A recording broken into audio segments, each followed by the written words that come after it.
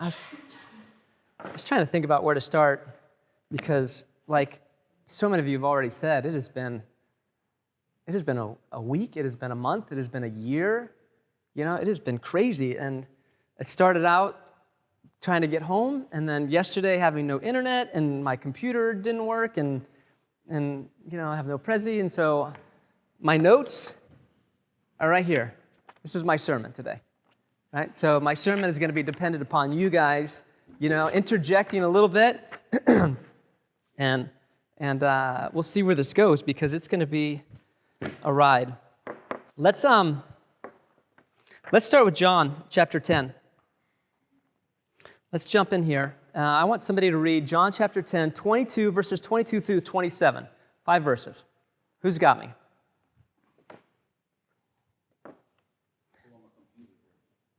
There's no Wi-Fi in here, so if you're trying to wait for that, don't even bother. No, we still have no Wi-Fi. So paper, if you got paper, really works. It's still like something that is good in today's era. No Wi-Fi. Oh, wait, looks like Alex is just ready. He's ready. Go, Alex. I said, whoever's got it, go. At the time the feast of dedication took place in Jerusalem, it was winter, and Jesus was walking in the temple at Holiday of Solomon. So the Jews gathered around him and said to him, "How long will you keep us in suspense? If you are the Christ, tell us plainly." Jesus answered them, "I told you, you do not believe. The works that I do in my Father's name bear witness about me. But you do not believe because you're not among my sheep. My sheep hear my voice, and I know them, and they follow me." Excellent. Who's got a different translation? You guys pull up a different translation? Rustin? I said John 10, 22. Just read 22. Is that a different translation? I have ESV. No, that was the same one. Anybody else got different than ESV? That's all right. Go. Just 22.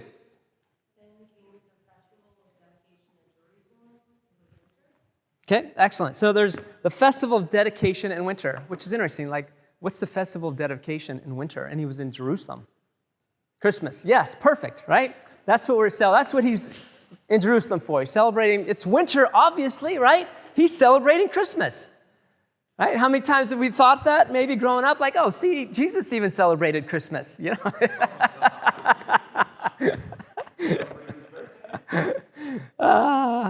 Let me give you a different translation.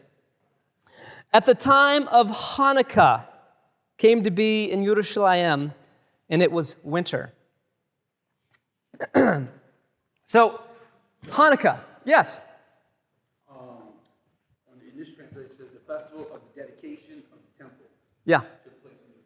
Right. So the word for dedication in Hebrew is the actual word I just read, Hanukkah. We heard that before? Right? So here, Yeshua is in Jerusalem doing what? Celebrating what? Which is what?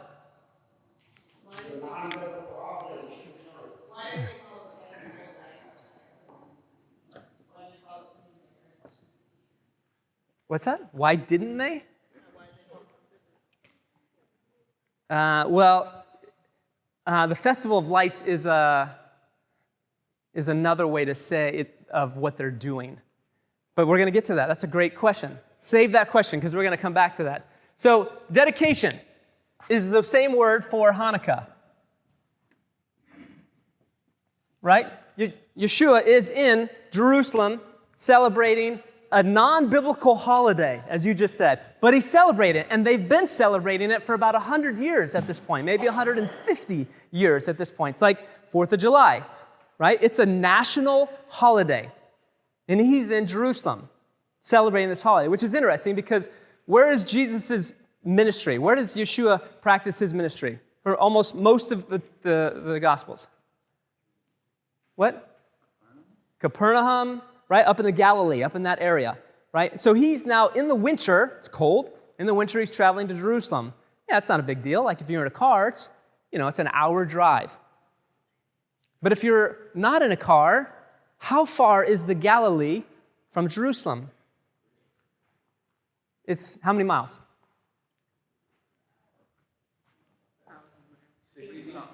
What? Very good answer, right? It's about 40 to 50 miles, right? Yeah, that would take you about 30 minutes, yes. But 40 to 50 miles, and I look at you two, like 40, 50 miles, you guys could run that in a day, right? 20 miles, and you ran it, right? And how did you feel after that 20 miles? I mean, that's a hike, 20 miles. 40 miles, you were just saying today, like you ran 4 miles, you're thinking, man, I got to run this back now. I should get an Uber. And it's hilly, yes. There's terrain. What's that? And you're carrying your luggage, right? So if he's going to travel from the Galilee 40 miles with a pack of friends or family and, his luggage on his shoulders, that's not like a day trip. That's not something you just do like, hey, let's go to Jerusalem. It'd be fun. Like, it's a planned thing. And why would you plan that? Because when you think of this word, that's a good translation, because what is dedication?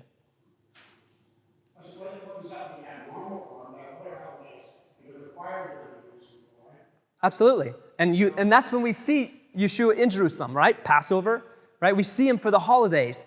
But now he's in this other holiday, right? Which is fascinating. And here's the thing, I wanted to bring this up because we just missed Hanukkah, right? It just happened over like the last week, leading up to Christmas, right? We weren't here. We did a terrible job, I'll just admit. We did a terrible job this year. We didn't, have anything. We usually put the Hanukkah lights out. We usually have, somebody comes and does a tree, We didn't have anything. We didn't have anything this year.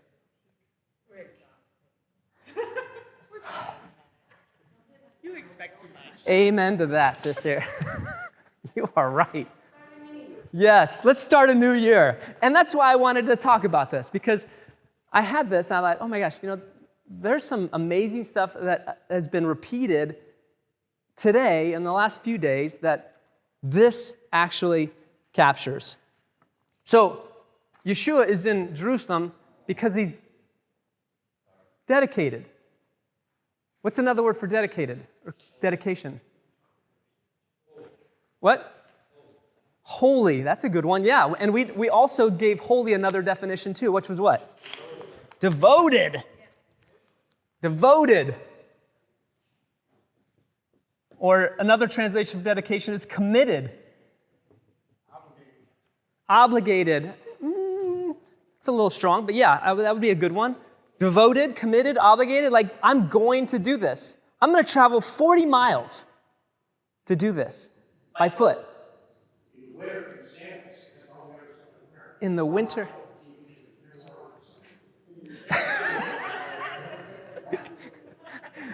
Back in the black and white days. Yeah, I get it, right? Before Jesus had blue eyes. Yes, you're right.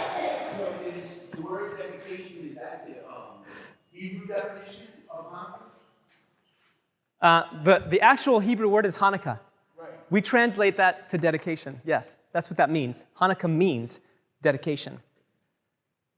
It is a holiday to dedicate this day, these 8 days, for something special. But so let's ask that. What is Hanukkah? What is it? Why do we celebrate it? What happened? Why was it created? Maccabees got the temple back. From whom? Some with an A? No, the Greeks, the Seleucids, right?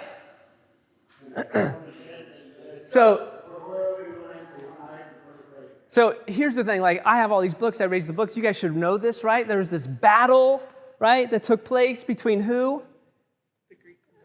The Greeks and the Jews, right? The Maccabees was one of the brothers, the leaders of this group, who stood up and said, look, we're not doing this anymore. They were in the temple, the Greeks said, hey, we're going to put up a statue of Zeus in the temple, and we're going to burn all of your Torah scrolls, and you're no longer going to be able to follow your God. You can only follow our gods. And a lot of people went along with this. A lot of the Jews went along with this until some brothers stood up and they said, no, we're not doing this anymore. And there's a big battle. And a lot of times we get stuck on the battle because the battle is what's fascinating. We have this little tiny ragtag group of people with this overwhelming military power that's going to fight, and they win. I mean, this is a movie that's like you could draw a story from. It's fascinating. Like the underdog. How many people love to hear the story about the underdog? Right? But here's the thing. Hanukkah doesn't even focus on the underdog. Because what is the story, or what is the celebration about? You said it.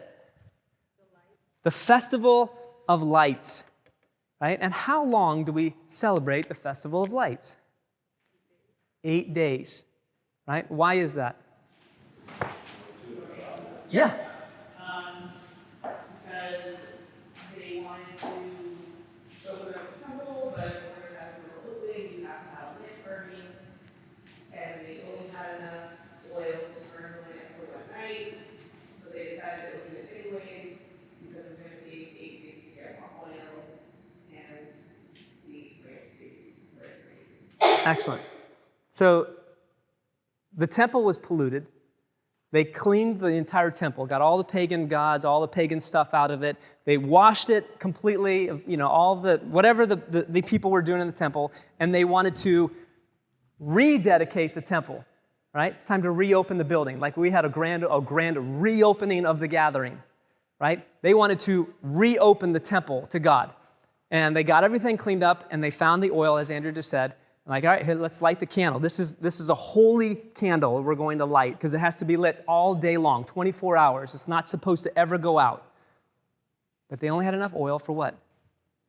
1 day. So here's where we struggle, and I think this is important.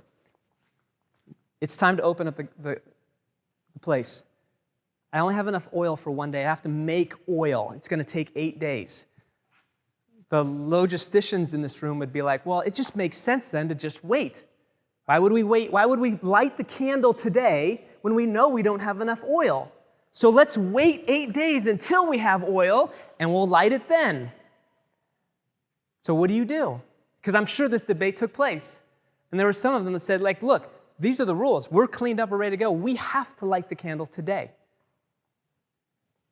At what point do we say, like, I like to control what's going on in my life, and we can't do this. This doesn't make logical sense if I do this. But faith says, God says this is what we're to do, even though it doesn't make sense. At what point do we like to control what we're doing? At what point do we say, all right, God, I'm giving up control, and I'm allowing you to lead?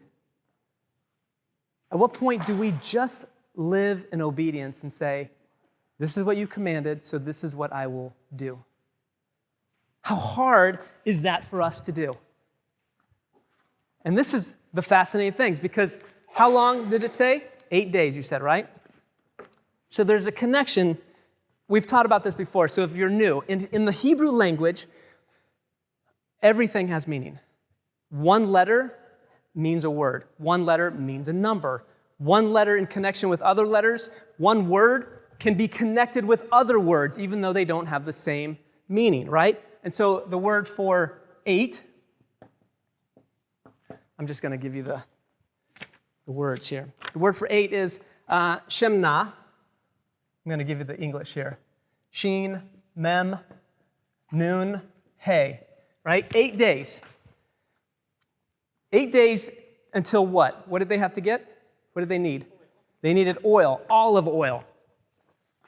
Oil is He, Shem, and Nun. So you look at these, two different words. These, all Hebrew is with vowels. With consonants. There's no vowels. But if you notice, is there any similarity between these words? What's the similarity? The same letters. They're just reversed, right? They're just in different order, right? And in English, that doesn't matter, right? You can have two English words have the same letters but have nothing in connection. But in Hebrew, there's always a connection if the letters are exactly the same. And so the rabbis looked at this and like, okay, this is something that's pretty special here. For 8 days, we didn't have any oil, right? We needed oil, and we didn't get it till the 8th day. Maybe there's a connection here. Well, they didn't have coconuts in that part of the world.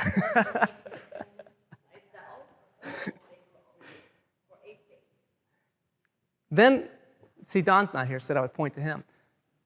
Then the mystics got involved, and they said, wait a second, there's a third connection here.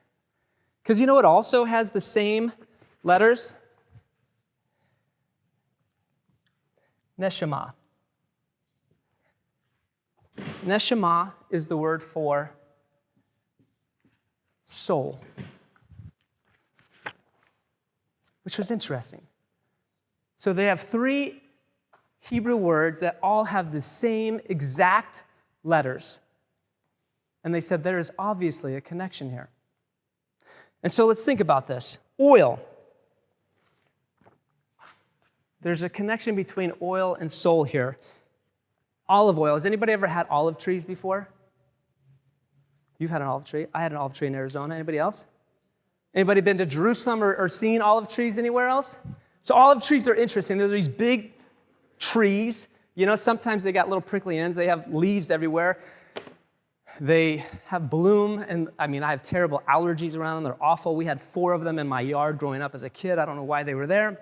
We never did anything with them. Have you ever eaten an olive that was raw? What? It's like almost toxic, right? It'll burn your mouth, which is why when you buy them in the store, they're in a brine or in water. They have to sit, because if you eat a raw one, literally it'll burn your mouth. It's awful. And so they're kind of toxic, and then they're behind all of these branches and bushes or like leaves and stuff, and so you have to like pull them out delicately. And then to make oil out of them, what do you have to do? What? You have to grind them, right? And it's like not as easy as grapes, right? Grapes just squish, right? There's a process to get the oil out of this olive. But olive oil is this powerful substance of light. Once it's lit, it's bright, it lights up everything, and it stays lit for a while. There's something powerful that comes from this hidden element that must be pulled out and extracted into something beautiful, into something bright. And the rabbis looked at this and they said, your soul also has an opportunity to be a powerful element of light-giving substance. But sometimes we have to pull it out. Sometimes people have to extract it. Sometimes it has to be worked at to pull out, because sometimes we have walls that are built up. We have fears, we have anxieties, we have whatever you want to label it with, and so we keep it in. We don't want anything to touch that. The 8th is fascinating, because as I said, Hebrew letters also are numbers. The Hebrew number 7 means what? Anybody? In the casino, yes. The Hebrew casino, 7s are lucky. No, she said, what? 7 in Hebrew means complete. How many days in a week? 7, right? 7 means complete. You never really ever say 8, right? 8 is a special number that is used very rarely in the Bible. You only find it a few times, right? Yes, Lee, right? 8 means one step beyond. 7 is complete, but then 8 is the next. It's not the beginning. It's the next beyond. There's more to this, right? Hanukkah celebrates a miracle, something that transcends the mundane, the ordinary, the average, all of these things. There's something powerful that takes place, and it happened on the 8th day, the next day, the step beyond. Hanukkah represents one step beyond the average.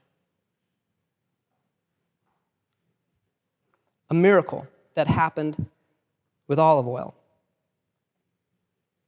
As I was looking at this and thinking about this, that's a miracle right there. as I was reflecting over the past couple of days, I was thinking about Christmas. And generally, there's two focuses during the Christmas season, isn't there? One focus is generosity, compassion, love, right? It's a Wonderful Life. Has anybody ever seen that movie? Right? I mean, that movie captures, in my opinion, the heartbeat of what Christmas is, right? Genuine care and love. That's one focus. What's the other focus that's typically celebrated in Christmas? Materialism, right? Do those have anything in common, those two? They don't have anything in common. One is material, one is mundane, one is, all the material stuff that we see around us. Materialism is like the things I can touch and see. But goodness is a word. Love, generosity, compassion. Those are the unseen things that are acted out, but they're from the inside of us. As I was thinking of all of these connections, there's something powerful between the connection of the oil and the soul. There's something inside each of us. And Hanukkah reminds us that sometimes it's just the next step forward. It's something beyond where we are today that it can take place. It could be. But the mystical is in each of you. The seventh is being complete. Yeah. Right? And 8 being beyond, which doesn't give any, there's no concreteness to that. Right. And really, if we look at the dedication there, I mean, I understand from our point of view that the people did the dedicating, the temple, but also celebrating the dedication or the devotion of God towards them. Yeah. By keeping the light lit. And only you can do that. But just think about that. That's a good point. What was their fear? Right. So that's why this is the miracle, because this is where God stepped in. The ultimate light giver gave them light. How often do we struggle in today's world where it feels like darkness surrounds us? Where everything around us just is like going wrong or bad, or there's something that is a problem in each one of our lives, and all we need is a little bit of light to show us there's hope at the end of this tunnel. That's what this miracle is all about. This is why we celebrate it today, to remind us that there is still hope, there is still light. In a world that seems like, crap is happening everywhere. There was just a shooting last night, Andrea texted me this morning, of, just down the street. Right? Like what? Like there's so much anger in people today. Where is all of this coming from? I think, over time we've been talking about the Bible, right? Is the truth, right? It's God's authority, it's the final word. So when we have a situation, that we don't have no hope in, right? We'll go back to the Word of God because it's a place that we find where God is devoted. Mm-hmm. We find hope there because we see that it's the truth. And so we look for an answer, right? There, in that truth. But once we get that truth, we have to live it out from the inside out. Okay, I'm gonna go one step before you get there, though, right? Because what does it take to get to that point? And my question was, for the new year, what do I want my focus to be, right? For Christmas, there's two focuses, the material or the love, the compassion, the spiritual. What were you going to say? Well, I like hearing this, because I really didn't know what Hanukkah was, that would be the oil and all that. I like that they said, there's going to light and see what happens. That it wasn't about, like, it's not going to look exactly this way, so we're not going to do it all at all. They just said, well, we're here, we're going to do it. This Yeah. is what we can do, we're going to do what we can do. And then they just like, we're able to let God be God in the rest of it. So I just like that they just acted on faith, even though it didn't look perfect. And how often do we struggle with perfection? All the time. All the time we want to control the entire situation instead of just taking the first step. You know what the Hebrew word is for perfection? There is no word. Think of Genesis 1. In the beginning, God created, and it was good. And then when he created human being, he didn't say, "Oh, it's perfect now." What did he said? He actually said it's good.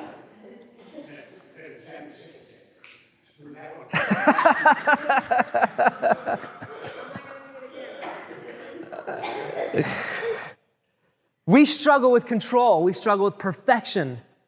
That's our problem. Oh yes, don't we? We want to be omniscient. We want to be omnipresent. We want to be all-powerful. We're not. And this time of year, we do, I've got experience in this convention. This time of year, we have a lot of resolutions. We're going to quit doing this, quit doing that, quit doing this. And unfortunately, what happens is, and I know a little bit about addiction, okay? So what happens is, if you're a smoker and you want to quit smoking, and you quit for a week and you have one, give up and have one cigarette. Oh, muscle went so back down, lost the whole thing, right? Instead of saying, okay, stumble, let's get back in line, everything's perfect. Right. Get back in line. We do that with diets, we do that with drugs, we do that with cigarettes. That's why I said let's back up, because we also do that with spirituality. We also do that with faith. We also do that with prayer. We also do that with reading my Bible. Like, oh, I haven't done that. Well, what's even the point? I haven't prayed in 2 months. Forget it. It's not going to help me now.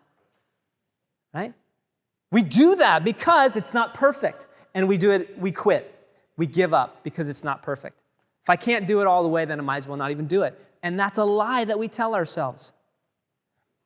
There's a great, I wanted to read this parable story. It's an ancient Cherokee story, but you find this in myths in all throughout different cultures. They're everywhere. So it's fascinating because it is connected everywhere, and you could probably find this in one of the parables as well. So once upon a time, the Cherokee legend goes, a young Indian boy received a beautiful drum as a gift. When his friend saw it, he asked if he could play with it. But the boy felt torn. He didn't want to share his new present, so he angrily told his friend no. His friend ran away, and the boy sat down on a rock by the stream to contemplate his dilemma. He hated the fact that he had hurt his friend's feelings, but the drum was too precious to share. In his quandary, he went to his grandfather for advice. The elder listened quietly and then replied, I often feel as though there are two wolves fighting inside me. One is mean and greedy and full of arrogance and pride, but the other is peaceful and generous. All the time they are struggling, and you, my boy, have those same two wolves inside of you. Which one will win? Asked the boy. The elder smiled and said, the one you feed.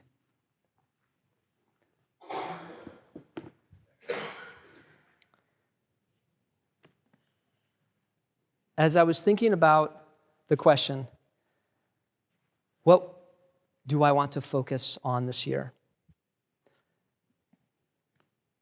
If you focus on the material, if you focus on the everyday, if you focus on the perfection, if you focus on the problems, if you focus on everything that's wrong, you are feeding that wolf inside of you. But you have a choice. You can focus on this. You can focus on prayer. You can focus on love. You can focus on gratitude. You can focus on forgiveness, on compassion. And that's the other wolf that you can feed. And if you do, those other things are minimized. And as I've been reading this book, that's actually how your brain works. Those two things are two different parts of your brain. And whatever you focus on more, that part of your brain lights up regularly and minimizes the other part of your brain that feels compassion, joy, generosity, forgiveness. But if you focus on the other, those things darken. And the dark part of your brain that worries about fear and control and all these things, that gets stronger and lights up more. And that starts making the decisions, and that starts telling you what to do.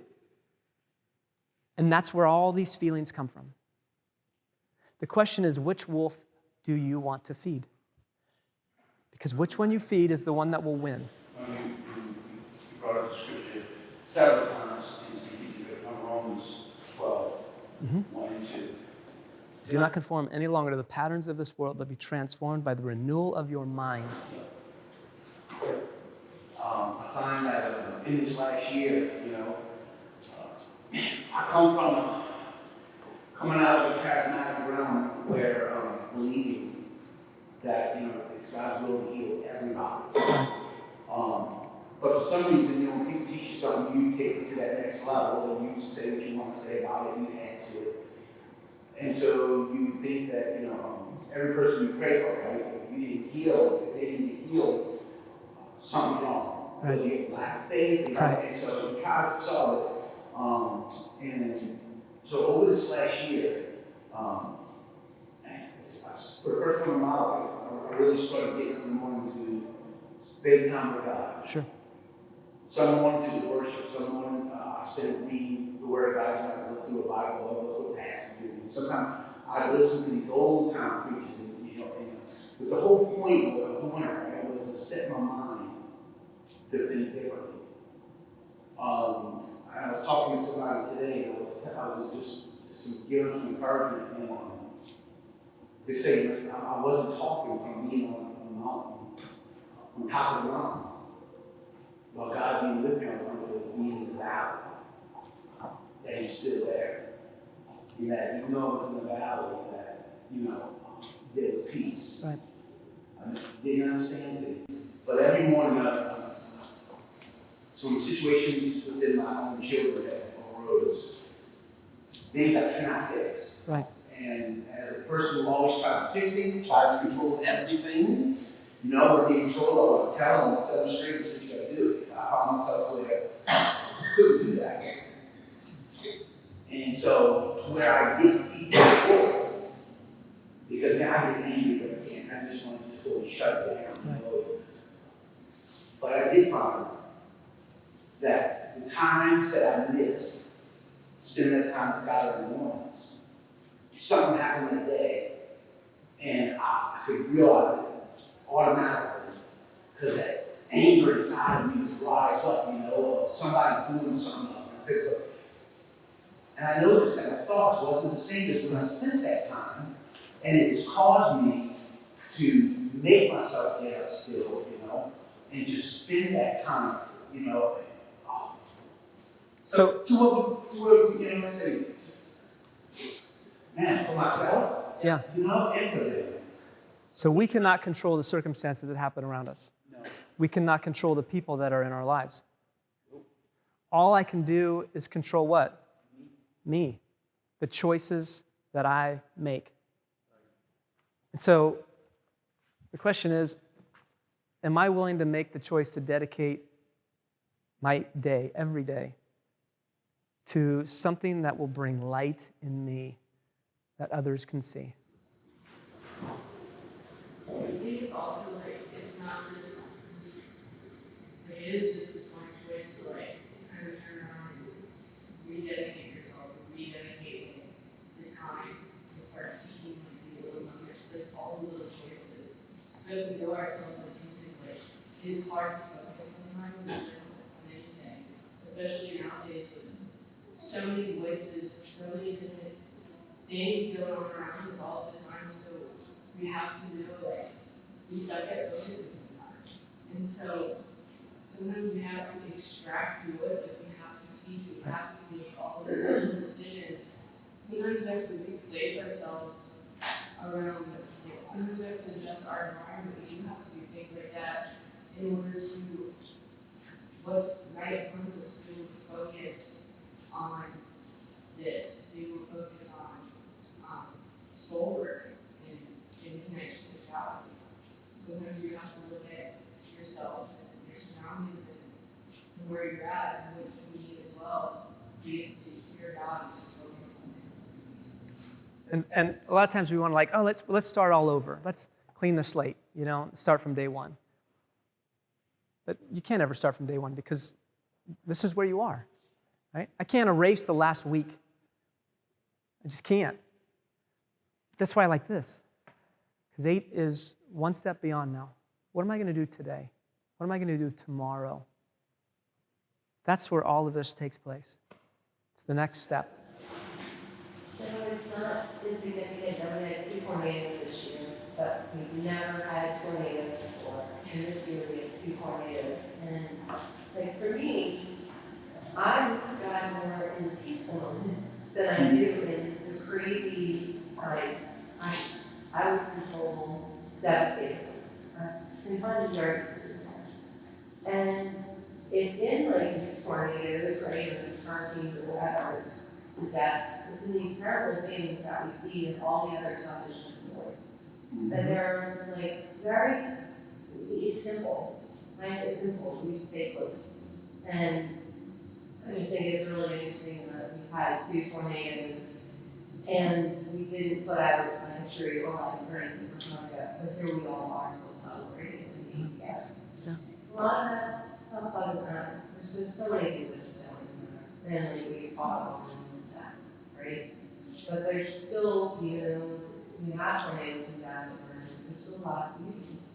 And so, I don't know, there's just something for me. The word that we used earlier was mundane. Yeah. Right? But there's All of those. quality and mundane. Well, I mean, material things isn't bad. Like we need clothing, right? Mundane things isn't bad because we need to go to work, right? We need those things. They're not bad. But if that's our focus, as you just said, that's noise. We get lost in the noise when our focus should be, yeah, these are good, but this is what I care about. This is what I love. This is what brings light to my life. We're making it for where materialism, background noise instead of God giving that. Right. Right. That's my point. Right there. Those were good comments, all of you guys. Very good comments. I hope that, I pray and I hope that it's the 31st today, right? In the Gregorian calendar, tomorrow's a new year, right? In the Hebrew calendar, it's just the next day, right? Whether you look at it from the Hebrew calendar saying, okay, tomorrow's the next day, let's go, or it's the first day of the year, it doesn't matter. My question is, what's your focus going to be for 2023? Right? You have a choice today to decide, to choose. The one thing that I can choose, what am I going to do? Pray for us, Rustin. Father, thank you. Because no matter what we went through in this year, oh God, we testified today, Lord, that you was there. And we know that you're still here. Thank you this morning that you're still teaching us, oh God. You're still calling us to yourself. I pray, Lord, that you would give us ears to continue to feel your spirit is speaking out to us. I pray, oh God, that we would remind ourselves to be humble. Lord, that yet not deserving, you still choose us. And I pray, Father, I pray, Lord, that you continuously work in our lives, that we may be the sons and daughters, Lord, that you would want us to be. And Lord, I pray today as we leave, oh God, that you would send us leaders, oh God, and make every crooked way straight. I pray, oh God, that as we go our way, oh God, that you enlighten us, Lord, to what is that next day and what we need to do, oh God, to be prepared for it, Lord. And I thank you, oh God, that Lord, this year, oh Lord, don't know what it may bring, but I know, oh God, that we're going to fearlessly, oh God, step forward because we know, God, if you go for us, who can be against us? We give you all the praise and glory in Yeshua's name. Amen. Amen.